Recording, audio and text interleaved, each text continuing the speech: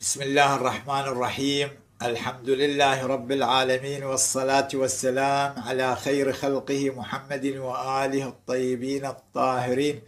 اللهم صل على محمد وآل محمد.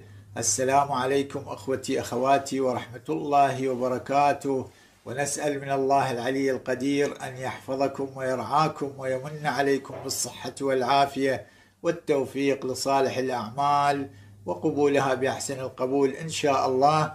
يشافي الله مرضاكم، يقضي حوائجكم للدنيا والآخرة بحق محمد وعترته الطاهرة.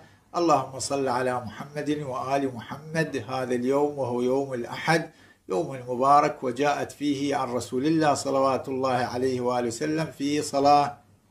هذه الصلاة أخوتي أخواتي مستحبة، ووقتها في أي وقت ما شئت من هذا النهار، ابتداء من طلوع الفجر إلى ما قبل صلاة المغرب. نيتها: نويت أصلي صلاة يوم الأحد قرب إلى الله تعالى. هذه الصلاة 4 ركعات، كل ركعتين بتشهد وتسليم، تصير صلاتين مثل صلاة الصبح. وفي كل ركعة تقرأ فاتحة الكتاب مرة وآية الكرسي مرة. تريد تكتفي بالآية الأولى، تريد تكمل إلى وهم فيها خالدون. وقل هو الله أحد 3 مرات.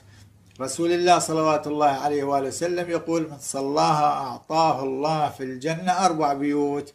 ويصف هذه البيوت: طبقات وأسرة وحوريات وولدان ووصائف وأنهار وأشجار ما شاء الله.